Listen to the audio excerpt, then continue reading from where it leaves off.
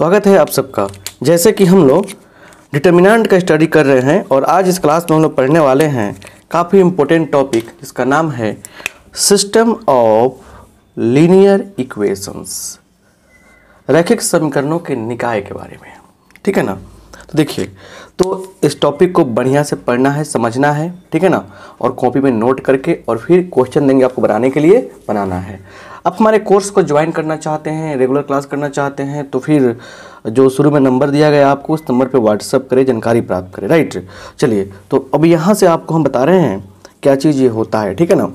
तो सबसे पहले देखिए, यहाँ पे देखिए, सबसे पहले लिख लेंगे late a1x plus b1y plus c1z बराबर d1। ये लीनियर इक्वेशंस आपको दिया रहेगा। ठीक है ना। फिर देखिए a2x plus b2y plus c2z is equal to d2। Right, बस देखते चलना है आपको और सारा काम जो है ना आपका आसान हो जाएगा। राइट, अब देखिए यहाँ पे a3x b3y c3z is equal to d3, ये सिस्टम ऑफ इक्वेशन दिए रहेंगे। ठीक है ना। तो यहाँ से करते क्या लिखते हैं, लेट a इक्वल टू क्या मानते हैं, तो a1 b1 c1 मतलब x y z के कोफिशिएंट्स को लिखेंगे। a1 रो में लिख देंगे a1 b1 c1, a2 b2 c2, a3 b3 c3, ऐसे हम लोग लिख देंगे मैट्रिक्स के रूप में। राइट, अच्छा, b इज इक्वल टू देखिए क्या होगा, b इज इक्वल टू क्या होगा, तो देखिए यहाँ पे लिख देंगे d1 d2 d3, ऐसे लिख देंगे। ठीक है, और समझिए अच्छा से। और x इज इक्वल टू क्या होगा, एंड x लिखते हैं, x equal to capital X, variable क्या है, एक्स वाई जेड है, एक्स वाई जेड, इतना हम लोग मान लेते हैं। राइट, इतना मानने के बाद देखिए, घबराने की आवश्यकता तो आपको 1% भी नहीं होनी चाहिए। आप बताना चाहते हैं, घबराना 1% भी नहीं है। देखो चलिए, यहाँ पे ये हो गया। अब सुनिए, इतना क्लियर हो गया ना। अब देखिए क्या है, लिखेंगे यहाँ पे, so given equation can be written as, given equations can be written as, जो दिया गया समीकरण है ना, उसको इस प्रकार से भी लिख सकते हैं। कैसे, देखिए ऐसे लिख सकते हैं क्या, a1 b1 c1, a2 b2 c2, a3 b3 c3, ऐसे देखिए। और फिर देखिए यहाँ लिख सकते हैं x y z d1 d2 d3। मतलब अगर देखिए हम लोग तो क्या हो गया, इससे करेंगे इसमें गुना, तो a1x plus b1y plus c1z बराबर d1, a1x plus b1y plus, मतलब इस चीज़ को हम ऐसे लिख सकते हैं। देखिए इससे बेनिफिट क्या मिला हमको, बेनिफिट क्या मिला, या a क्या हो गया आपका, ये हो गया a x is equal to b। यहाँ क्या मिल गया हमको, एक लॉजिक मिल गया। बस यही मेन क्या हो गया आपका, यहाँ से लॉजिक मिल गया। बस ax इक्वल टू क्या, b। इतना बात समझ में आ गया। सबसे पहले समझिए कि सिस्टम में इक्वेशन दिया रहेगा, इससे हम लोग a b और x कैसे कंफर्म करेंगे। a वाले के लिए x y z का कोफिशिएंट, b वाले के लिए क्या करेंगे हम लोग, जो कांस्टेंट टर्म उसको लिख देंगे। और फिर क्या होगा यहाँ पे, देखिए यहाँ पे अच्छा से, एक सेकंड रुकिए, हाँ चलिए, उसके बाद जो वेरिएबल है एक्स वाई जेड उसको x के रूप में लिख देंगे। तो गिवन इक्वेशन को ऐसे लिख सकते हैं, और यहाँ से x इक्वल टू b मिल गया। अब यहाँ से बनेगा कंडीशन, क्या बनेगा, यहाँ से कंडीशन बनेगा। बात समझने का प्रयास कीजिए, स्क्रीनशॉट लीजिए। चलिए, बस थोड़ा सा थ्योरी है, समझिए उसको, फिर उसके बाद काम आसान हो जाएगा आपका। ठीक है, तो लिखेंगे case one, case one, case one, when determinant of a is not equal to 0। तो बोलिए a इनवर्स क्या होगा, a इनवर्स एग्जिस्ट करेगा, a इनवर्स एग्जिस्ट करेगा। डिटर्मिनेंट a का मान 0 नहीं होता, a इनवर्स एग्जिस्ट करेगा। और फॉर्मूला पता होना चाहिए आपको, a इनवर्स का फॉर्मूला क्या होता है, 1 by determinant of a adjoint of a, इस फॉर्मूला से क्या होगा, निकल जाएगा हमारा, क्या होगा, इस फॉर्मूला से निकल जाएगा, राइट। अब यहाँ पे थोड़ा सा ध्यान देने वाली बात क्या है उसको ज़रा समझिए बढ़िया से, राइट। यहाँ देखिए क्या है, तो यहाँ पे क्या है कि इसलिए लिखेंगे चूँकि क्या है ए एक्स इक्वल टू क्या मिला है हमको, बी मिला है। दोनों तरफ ए इन्वर्स से मल्टीप्लाई कीजिए, A inverse A X is equal to A inverse B. अब यहाँ देखिए ए इन्वर्स और ए हो जाएगा into X equal to A inverse B, ठीक है ना। ये हो गया I into X equal to A inverse B. A inverse और ए क्या होता है, आई होता है। यहाँ देखिए तो ये हो गया आपका एक्स आई से गुणा करने कोई फर्क नहीं पड़ेगा, तो ए इन्वर्स बी, ठीक है ना। और ये क्या हो गया ना, यहाँ निकल गया आपको आंसर, ये फॉर्मूला निकल गया, ठीक है ना। तब चलिए तो इसके साथ एक चीज़ यहाँ समझते हैं हम लोग, यहाँ समझते हैं if determinant of a is not equal to zero, determinant of a zero के बराबर नहीं होगा, देन तब सिस्टम ऑफ इक्वेशंस है ना इज कॉन्सिस्टेंट मतलब कॉन्सिस्टेंट होगा, समझे ना। कॉन्सिस्टेंट का मतलब देखिए क्या बताते हैं आपको, हम सारी चीज़ें समझाएंगे आपको, हम एक एक चीज़ समझाएंगे, बस देखिए कॉन्सिस्टेंट होगा। एंड यहाँ लिखते हैं इसी में, इसके आगे एंड हैविंग यूनिक सॉल्यूशन।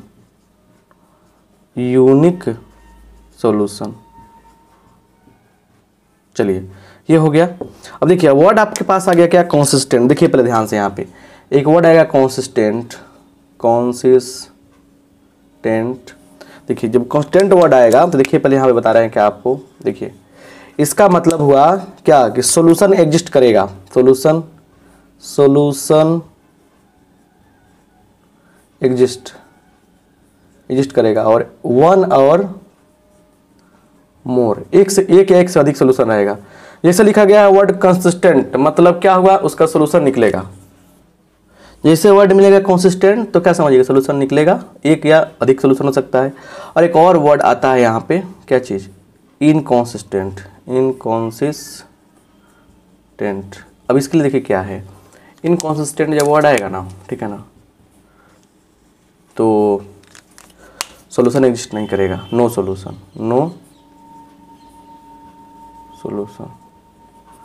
ठीक है ना, सॉल्यूशन एग्जिस्ट नहीं करेगा और बातें खत्म हो गया, नो सॉल्यूशन। तो जो सॉल्यूशन नहीं होगा तो इनकॉन्सिस्टेंट, असंगत बोलेंगे, सॉल्यूशन होगा तो कॉन्सिस्टेंट बोलेंगे। जब सॉल्यूशन होगा तो उसमें दो सॉल्यूशन आता है, वन या मोर, यूनिक सॉल्यूशन आएगा चाहे अधिक से अधिक आएगा। तो अगर determinant of a is not equal to zero हो तो सिस्टम ऑफ इक्वेशन का होगा, कॉन्सिस्टेंट होगा। और सॉल्यूशन कैसे आएगा, सॉल्यूशन देखिए यूनिक सॉल्यूशन आएगा, एक सॉल्यूशन आएगा। केस 2 में आते हैं, केस 2 में देखिए, केस 2 में क्या हो रहा है इसको समझना काफ़ी ज़रूरी है। Determinant of a is equal to zero, जैसे इसका मान जीरो होगा तो क्या कीजिएगा, फाइंड क्या, adjoint of a into b, ये निकालना है आपको, ठीक है ना, ये निकालना है आपको। पहला, अगर if adjoint of a into b क्या आ गया, जीरो के बराबर नहीं आया, ठीक है ना, तो क्या होगा, देखिए क्या होगा, इनकॉन्सिस्टेंट होगा, इनकॉन्सिस्टेंट। सिस्टम ऑफ इक्वेशन क्या होगा, इनकॉन्सिस्टेंट हो जाएगा। इनकॉन्सिस्टेंट का कैसे बनेगा, और क्या होगा, नो सॉल्यूशन, बस।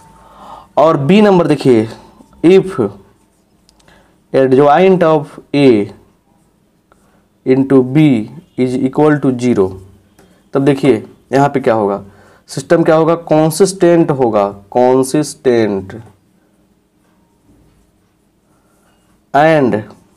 एंड क्या होगा, इनफाइनाइटली मेनी सॉल्यूशन,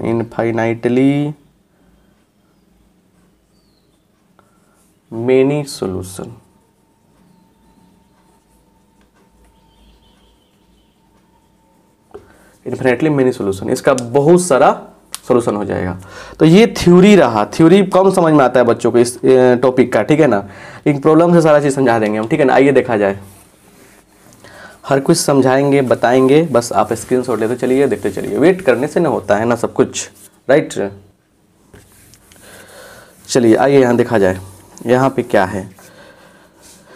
तो एग्जाम्पल क्या कह रहे क्वेश्चन में, क्या पहले क्वेश्चन तो समझ लीजिए। क्वेश्चन कह रहा है यूजिंग, देखिए यहाँ पे यूजिंग है ना, मैट्रिक्स मेथड, मैट्रिक्स मेथड का यूज करना है, ठीक है ना। So that the system of equation, the system of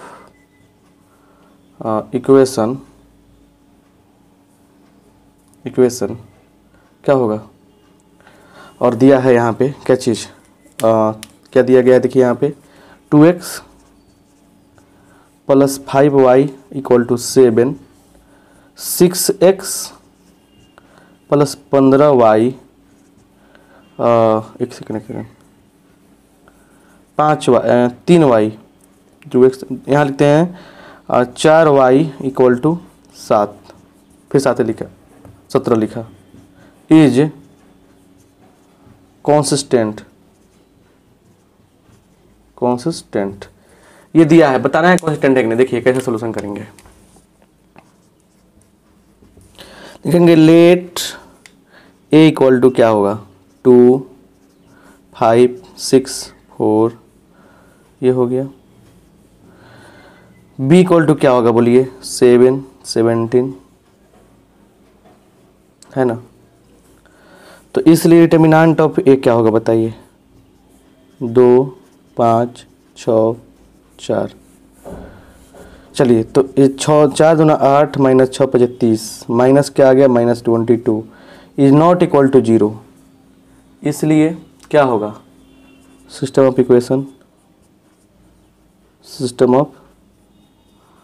equation is क्या कॉन्सिस्टेंट। और यहाँ पे कितना सोल्यूशन होगा बताइए, इस यहाँ पे सोल्यूशन यूनिक सोल्यूशन होगा, राइट। समझ में आ गया ना, कोई दिक्कत। चलिए तो चेक करने आ जाएगा आपको, आगे बढ़ते हैं। आसान चीज़ें हैं ना सब कुछ, उसमें टेंशन लेंगे तो कुछ छोड़े होगा, हर चीज़ आसान रहता है, ठीक है ना। चलिए सोल्व करते हैं। यहाँ पे सोल्व कैसे सोल्व करना है, मैट्रिक्स मेथड का यूज करके सोल्व करना है। क्या क्वेश्चन दिया है यहाँ पे देखिए 2x plus 5y is equal to 1, 3x plus 2y is equal to 7, right. आइए सोल्व किया जाए, मैट्रिक्स मेथड का यूज करके सोल्व करना है। सॉल्यूशन देखिए यहाँ पे लिखेंगे let a is equal to 2, 5, 3, 2, ऐसे बी इज इक्वल टू 1, 7, ठीक है। X is equal to x y, right. लिखेंगे नाउ ए का डिटर्मिनेंट कितना होगा, तो लिखेंगे 2, 5, 3, 2, 4 और 3 बचे 15, कितना होगा -11 होगा। क्या होगा -11 होगा। क्या होगा -11, जो क्या है 0 के बराबर नहीं है, इसीलिए ए इनवर्स एग्जिस्ट कर जाएगा हमारा, ठीक है। अब लिखेंगे नाउ A11, इसके पास गए हैं डिलीट 2 का 2 आ गया। A12 इसके पास गए हैं डिलीट 3 आ गया, लेकिन दोनों को जोड़ने पर 20 माइनस माइनस लग जाएगा। अगर लिखते हैं आप A21 इसके पास गए हैं डिलीट 5, दोनों का जोड़फल 20 में लग जाएगा माइनस A22, इसके पास है डिलीट 2, दोनों जोड़फल सम है तो माइनस नहीं लगेगा, तो ये निकल गया आपको देखिए यहाँ पे। तो इसलिए adjoint a is equal to 2, उसके बाद -3, -5, 2, कर लेंगे हम लोग। उसको क्या करना है, हमको ट्रांसपोज करना है। तो कितना आ जाएगा ट्रांसपोज करने में, बोलिए। ट्रांसपोज करने पर आपको आ जाएगा, ये पलट जाएगा आपस में, 2 - 3 - 5, उसके बाद क्या होगा, 2 हो जाएगा। ट्रांसपोज करने में मिल गया ज्वाइंट। इसलिए ए इनवर्स का मान कितना होगा, 1 determinant of A adjoint of A. तो ये हो गया। तो देखिए यहाँ पे 1 डिटर्मिनेंट ऑफ ए का मान कितना है, -11। एडजॉइंट ऑफ ए का मान कितना है, 2 - 5 - 3 2। ठीक है, ये हो जाएगा। अभी इनवर्स निकल गया। अब इतना जानने के बाद लिखेंगे यहाँ पे सिंस x इक्वल टू, देखिए अब यहाँ पे क्या होने वाला है। ठीक है, x इक्वल टू क्या निकाले हैं फॉर्मूला, ए इनवर्स बी, ये निकाले थे ना। चलिए, तो ए इनवर्स का मान कितना है, 1 - 1/11 लिख देंगे। और फिर क्या, 2 - 5, छोटा छोटा लिखना पड़ा है थोड़ा सा, 2। और b का मान कितना है, बोलिए, 1 7 है, 1 7। चलिए लिख दिया हमने। तो ये हो गया -1/11। उसके बाद देखिए गुना कीजिए, इससे करेंगे गुना, इसमें 2 कम 2 -35 -33 हो गया। इससे करेंगे इसमें -3 कम 3 +14 11 हो गया। ये हो गया कितना, 3, ये हो गया 1, ये हो गया -1 होगा ना।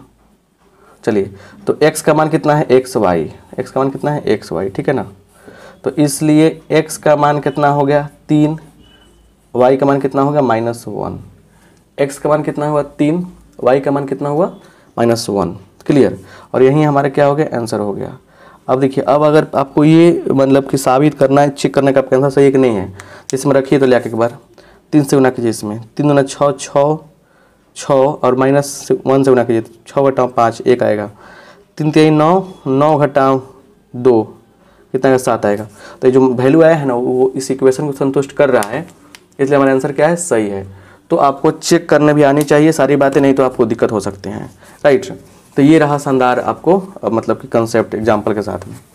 अब 3 भी आता है, 3 प्रकार, मैंने 3 गो इक्वेशन वाला भी आता है। जैसे मान लीजिए, हम एक बात बताना चाहते हैं, जैसे मान लीजिए ऐसे दिया है इक्वेशन, तो देखा आपको x, ठीक है, x, उसका दे देगा क्या, दे देगा आपको 2i, ठीक है, is equal to -4, 2x + 3y is equal +2z equal to 2 दे देगा, है ना, -3y - 4z इज इक्वल दे देगा 11। मान लीजिए इक्वेशन दिया है, ठीक है ना। तो इसमें कंप्लीट कहीं कहीं गायब है, तो XYZ में है ये, तो इसको लिखेंगे ऐसे सोल्यूशन में से लिखिएगा, गिवन क्या दिया गया है, x + 2y + z नहीं है तो लिखेंगे 0z equal to -4, 2x + 3y + 2z equal to 2, -3y है तो x गायब है तो लिखेंगे 0x - 3y - 4z is equal to 11। अब यहाँ से टेबल ये लिखेंगे, a निकाल लिखेंगे, फिर b लिखेंगे, फिर क्या लिखेंगे हम लोग, x निकालेंगे। तो मेरे कहने का अर्थ यह है कि जब भी क्वेश्चन दे तो आप उसको सोल्यूशन करने का प्रयास करें, सिंप्लीफाई करने का प्रयास करें, तब जाकर काम करें। जैसे मान के चलिए आपको बता देते हैं, ऐसा भी क्वेश्चन आता है, जैसे 2/x कर दिया + 5/y = 1, और फिर 3/x + 2/y = 7, ऐसे क्वेश्चन देगा, ठीक है ना। तो क्या कीजिएगा, लिखिएगा लेट 1/x = u एंड क्या, चाहे a मान लीजिए a and 1/y = b। Therefore क्या हो जाएगा, बोलिए 2/x है तो 2a हो गया + 5b = 1, 3a + 2b = 7। अब यहाँ से तो मान सकते हैं a का मान मान सकते हैं, b का मान, c का मान, सॉरी x का मान, है ना। तो ये सब मान के सोल्व कर सकते हैं आप, तो सिंपल सा बात है। अब मान लीजिए कि इसमें a का मान आपको लास्ट में सोल्व करने पर a का मान आ गया 3, तो x का मान कैसे निकालेंगे, तो a का मान कितना मान है, 1/x है, तो 1/x लिख देंगे यहाँ पे इक्वल टू 3, तो इसलिए x का मान क्या होगा, 1/3 हो जाएगा। तो ऐसे हम लोग इसको कैलकुलेट करेंगे। तो बहुत ही आसान चीज़ें हैं, ये समझना जरूरी है। अगर आप एनसीईआरटी बुक फॉलो करते हैं तो एक्सरसाइज 4.6 जो है जाके उसको फॉलो कीजिएगा, ठीक है ना। तो 4.6 जाकर फॉलो कीजिएगा, और इस तरह से डिटर्मिनेंट को हम ख़त्म कर दिए, जाके आप आराम से मतलब मिसलेनियस सब बनाइए, कोई और दिक्कत नहीं होनी चाहिए। आप सबका बहुत बहुत धन्यवाद, थैंक यू।